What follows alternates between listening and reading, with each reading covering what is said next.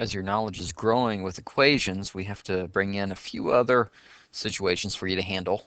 Basically, sometimes the equation only has one solution, but other times there might actually be a mistake in the equation and there's no solution at all, or what we call infinite solutions. So we'll take a look at all three of those situations. So let's go through and let's solve this very first equation. It's going to be an example of only one number will solve this equation. So here we go.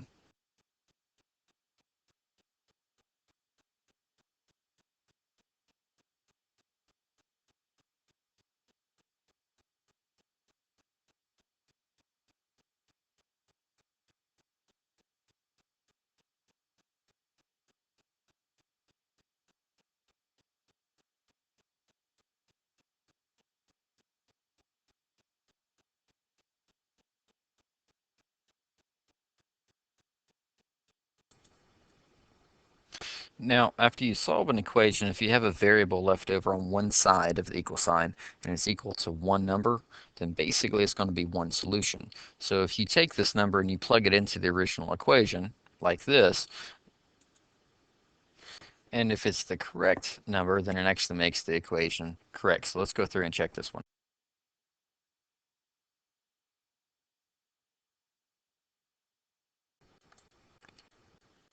And as you can see, the two sides of the equation are balanced, they equal each other, so it is a solution. What would happen if we plugged in a number that was not correct? Well, this would happen.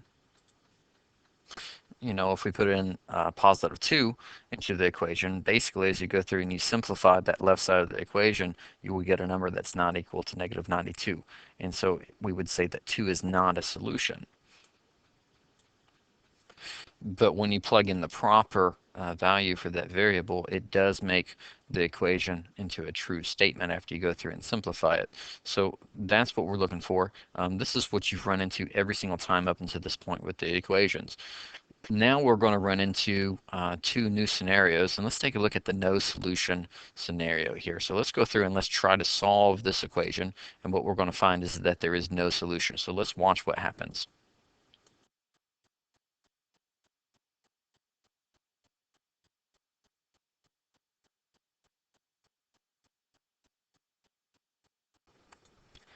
And now we're into a new situation. There are no variables left in our work here. We're just left with two numbers, and they're on either side of this equal sign. As soon as you see that there's no variables left and that there are two numbers that do not equal each other. Does 11 equal 2? No. That is a situation where they're saying there's no solution. What does that mean? It means you can plug in any number you want and it will not make this a true statement. So let's go plug into 11, let's go plug into 2, and let's see if either one of these makes these into true statements. So here we go. We've plugged the 11 into both places where the k's were, and let's just simplify each side and see if they equal each other.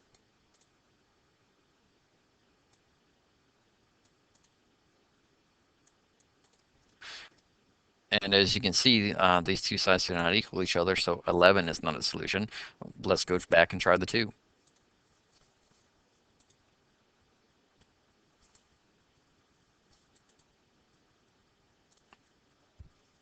And again, the two sides of the equation do not equal each other, so there is no solution.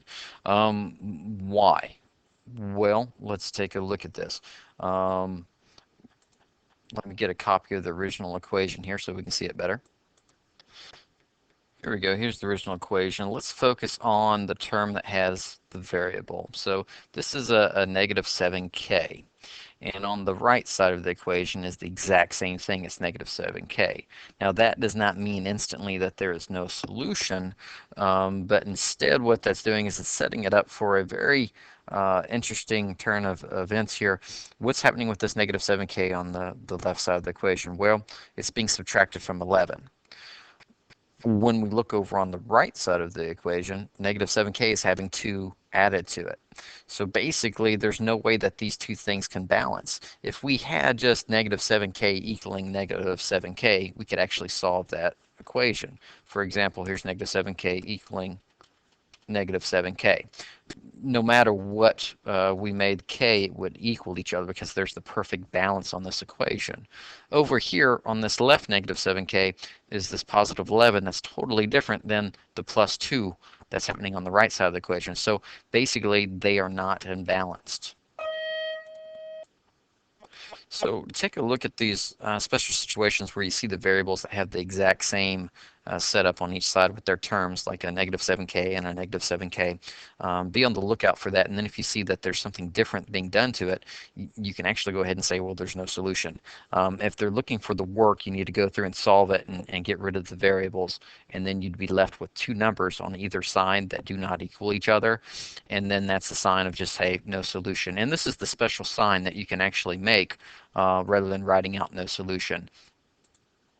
Basically, just make a zero and draw a line through it. Okay, a diagonal line, just like that. That basically means no solution. Now, let's take a look at the infinite solution.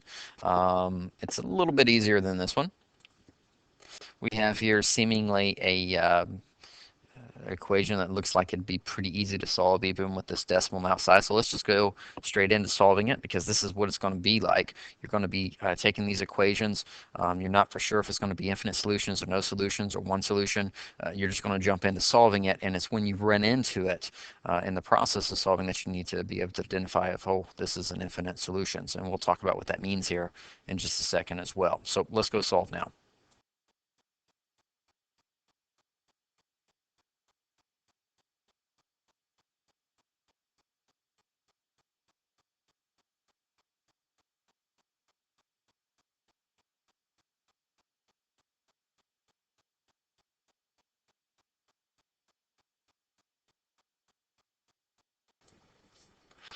Now we've run into a situation that was very similar to the no solution situation.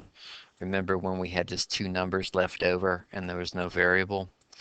Well, the m's have canceled out now, and we're left with just two numbers that are left over, but they're actually equal to each other. And it doesn't matter what these numbers are.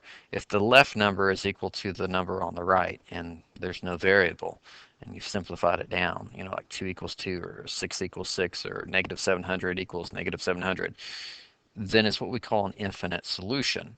And the symbol for that is just an infinity sign. And it looks like a sideways 8. Okay. And that just means that there's more than one solution. In fact, any number that you plugged in to solve this equation, it would work. Now, why? Because we had m plus 2 on the left side, and we had the exact same thing on the right side of the equation, that same setup with that variable and what's being done to it. See, this is m plus 2. Well, right here is m plus 2 after we use the distribution property to simplify that right side. So let's go through and actually check. M equals 1, and we'll see that that actually will solve this equation. Why did I choose 1? I can literally choose any number, and I'll choose one more here in a second to illustrate that, but I chose it just because it's very, very easy to check this in your mind. So let's just watch and see how the two sides simplify.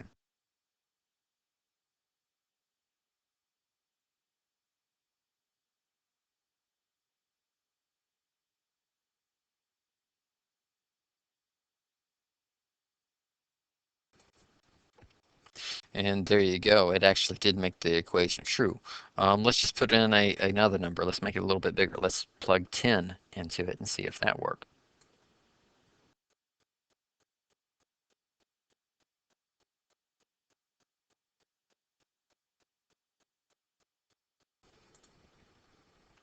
And there we go. We have a second number that we know and have proven solves this equation. But because we ran into the setup where the left side equaled the right side after we solved it and there was no variable left over, we know that any number that we plug in here and actually follow the order of operations to simplify the equation will make it true. And so we'll take one brief look about why this is true. I'm just going to write this over again. M plus 2 equaled m plus 2. And so again, when you see that both sides of the equation are identical to each other, it's an infinite solution setup. Now, we talked about a little bit here where the negative 7k was identical to each other on both sides of this equation, but it had different things being done to it. It was not an identical setup, so there was no solution. Here, you know, we have a 1m and we have a 1m. on both sides of the equation, but because both of those m's had plus 2 being added to it, we have more than one solution. In fact, we would say there are infinite solutions to the equation, and you can just put the infinite sign and walk away from the problem knowing that it's correct.